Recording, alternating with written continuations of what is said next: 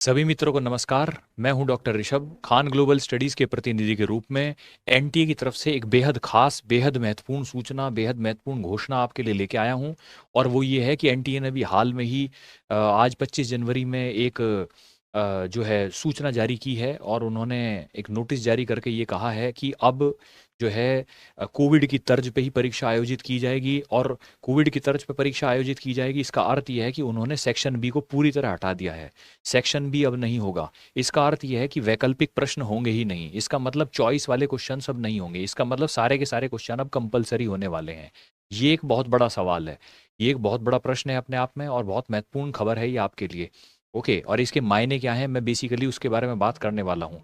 एक छोटे एक शॉर्ट जो है, शॉर्ट वीडियो में आपसे ये सूचना साझा कर दी गई है, और ये आपको खबर मिल भी जाएगी, लेकिन इसके मायने क्या होने वाले हैं मैं उसके बारे में बात करने वाला हूँ आपसे।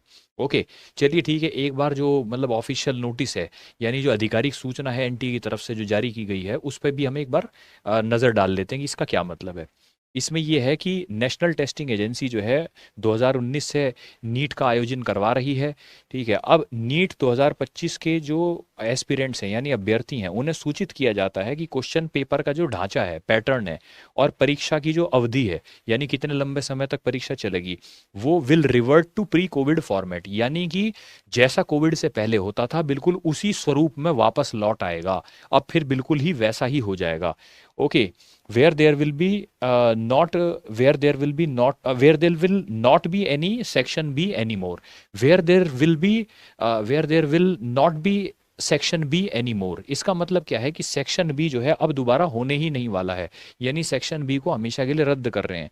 Hence there will be a total of 180 compulsory questions, यानी 180 सवाल जो एकदम लाजिम है, ठीक है, लाजिमी है, होना ही होना है, करना ही करना है, वो कंपलसरी सवाल जो हैं वो आपको दिए जाएंगे। 45 सवाल फिजिक्स में और केमिस्ट्री में, और 90 हैं बायोलॉजी में। ठीक है, which will be attempted bye candidates in 180 minutes. इसका मतलब 180 मिनट ही मिलेंगे। तो ये एक बड़ा मामला है अपने आप में। ओके, क्योंकि पहले तो ऑप्शन मिल जाता था, लेकिन अब आपको ऑप्शन नहीं मिलने वाला है। यानी कि प्रति 1 मिनट लगभग एक सवाल, प्रति 1 मिनट एक सवाल। बायोलॉजी में अगर बहुत अच्छी प्रैक्टिस की होगी तो ठीक है, ज़्यादा ज़्यादा 45 सेकेंड। ठीक है, और थोड़ा सा उधर से मतलब 15 सेकेंड बायोलॉजी के कंपनसेट कर सकते हो फिजिक्स में या केमिस्ट्री में। इस तरह से बात है। खैर ठीक है, तो अब ऑप्शनल क्वेश्चन हटा दिए जाएंगे, और जो एक्स्ट्रा टाइम है, ठीक है, ऑप्शनल क्वेश्चन हटा दिए जाएंगे, और इसके अलावा जो आपका एक्स्ट्रा टाइम होने वाला है, ऑल राइट, ठीक है, कि ये there will not be any optional questions and extra time introduce due to covid. तो कोई एक्स्ट्रा टाइम भी आपको नहीं मिल पाएगा। ये एक बहुत बड़ा खबर है अपने आप में। ओके, क्वेश्चन पेपर का पैटर्न क्या कहता है कि क्वेश्चन पेपर जो है उसमें 180 कंपलसरी सवाल रहने वाले हैं।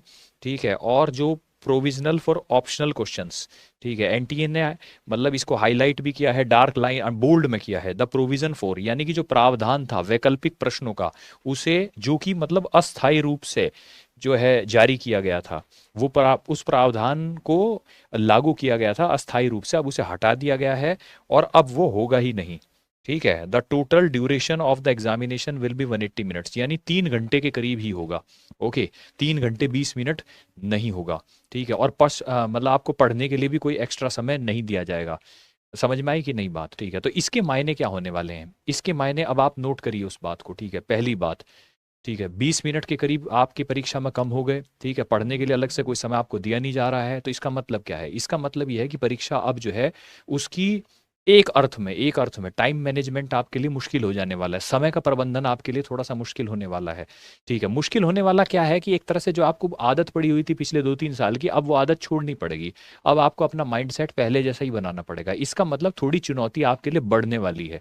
ओके, तो हल्के में नहीं ले सकते। तो इसलिए एक बात है कि अब आप जब भी अपना मॉक टेस्ट है, मॉक टेस्ट को छोड़े ना, और मॉक टेस्ट की प्रैक्टिस करते रहें, और 3 घंटे में ही प्रश्न पत्र को हल करने का पूरा प्रयास करें। खासतौर से ड्रॉपर्स ये बात को नोट करें जो इस साल परीक्षा देने वाले हैं, या 12th के स्टूडेंट्स भी इस बात को नोट करें कि भैया एग्जाम मैनेजमेंट आपके लिए बहुत ज़्यादा महत्वपूर्ण होने वाला है। 3 घंटे में सारे प्रश्नों के हल हो पा रहे हैं कि नहीं, ये बहुत बड़ा है, ये निर्णायक होगा अब आपके लिए। ठीक है, अब आप 3 घंटे 20 मिनट नहीं होंगे, और पढ़ने के लिए अलग से समय नहीं दिया जाएगा। जबकि भले ही चाहे अलग से समय ना दिया जाए, लेकिन प्रश्न पत्र को पढ़ना आवश्यक होता है। ठीक है, अगर आप 5-10 मिनट उसे दे दें तो अच्छा ही रहता है। ठीक है, तो फिर हड़बड़ी होने में की संभावना कम हो जाती है, चूक होने की संभावना कम हो जाती है।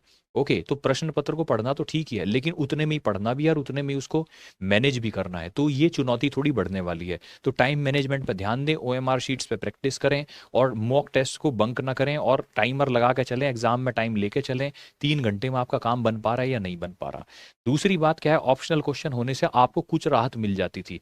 और देखिए, एक बात है, परीक्षा में 200 सवाल मिल गए, ठीक है, मतलब 20 सवाल एक्स्ट्रा मिल गए, क्योंकि एक बात है कि भैया कहाँ पे, मतलब 35 और 15, ठीक है, 35 और 15 यानी 5 5 5 जो है चारों सब्जेक्ट में आपको मिल गए, 5 चौक 20। 20 सवाल आपका खेल बिगाड़ देते हैं और खेल बना भी सकते हैं। 20 सवाल आपको एक्स्ट्रा मिल जा रहे थे, यानी आपके पास ऑप्शन था और सेक्शन बी में छोड़ने का भी ऑप्शन था।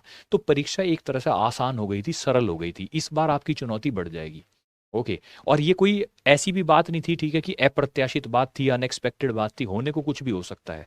ठीक है, पिछली बार हमने देखा, ठीक है, कि पिछली बार परीक्षाओं में कुछ अनियमितताएं शायद हुई हैं, ठीक है, उसके चलते एनटीए ने कुछ ठोस कदम हो सकता है इस बार उठाए हों, और बिल्कुल ये तो होने ही वाला था।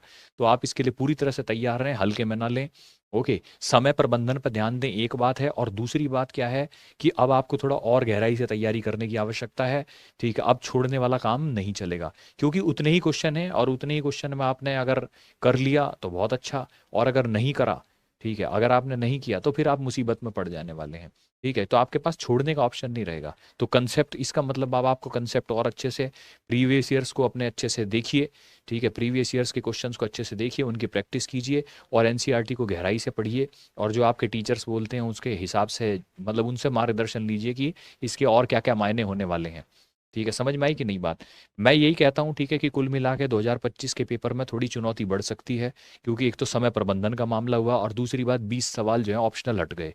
इसका मतलब क्या है कि ठीक है, कि प्रश्न पत्र का हो सकता है, अभी हम प्रिडिक्ट नहीं कर सकते इस बात को, लेकिन शायद पिछली बार को देखते हुए इस बार हम देखें कि शायद हो सकता है उसका डिफिकल्टी लेवल या कठिनाई का स्तर कुछ बढ़ भी जाए, कठिनाई का स्तर कुछ बढ़ भी जाए। ठीक है, चलिए ठीक है, तो इन्हीं बातों को ख्याल में रखते हुए, एक तो समय प्रबंधन सबसे इंपॉर्टेंट बात है, और दूसरी बात, इस भुलावे में ना रहें, ठीक है, कि आपको ऑप्शनल क्वेश्चन मिल जाएगा और छोड़ देंगे। अब तो आपको पूरी जान लगा के तैयारी करनी है। तो इसका मतलब क्या है, ठीक है, कि एनसीईआरटी की बुक का लाइन बाय लाइन पढ़ना ही पड़ेगा आपको। ठीक है, फिजिक्स में ये मतलब बायोलॉजी में और केमिस्ट्री में, और फिजिक्स में भी जैसे आपके टीचर्स बोलते हैं आप वैसे ही करें। ठीक है, ऑप्शनल क्वेश्चन की उम्मीद में ना रहें। ठीक है, तो ये थोड़ा सा चुनौती को बढ़ाने वाला है, लेकिन घबराएं ना, कोई दिक्कत नहीं, परीक्षा पहले भी होती थी, आज भी होती है, और वो 2019 से पहले भी होती थी, 2020 से पहले भी होती थी, तो उसी तर्ज पर होगा। कोई ऐसी बात नहीं है, जो मेहनत करेगा उसे उसका फल मिलेगा। तो इसलिए कोई घबराने की भी बात नहीं है, लेकिन होश में आ जाने की बात भी है, और सचेत रहने की, सजग रहने की बात भी है। हल्के में लेने से काम नहीं चलने वाला है। समय प्रबंधन, टाइम मैनेजमेंट बहुत इंपॉर्टेंट है। और दूसरी बात क्या है कि अब कंसेप्ट अपने बनाइए, समझने का प्रयास कीजिए, रटने का प्रयास नहीं कीजिए। एनसीईआरटी की लाइन लाइन को समझिए। ठीक है, प्रीवियस ईयर क्वेश्चंस को छोड़िए मत, उसी हिसाब से आप प्रैक्टिस कीजिए। ठीक है, चलिए, इन सब बातों का आप ख्याल रखिए। उम्मीद है कि आपको बातें समझ में आई होंगी। और ठीक है, हम आपके शुभचिंतक हैं, और केजीएस में आपके हितों में जो भी बेहतर होगा वो कदम उठाएंगे। तो चलिए, आपसे हम अब विदा लेते हैं, तब तक के लिए नमस्कार।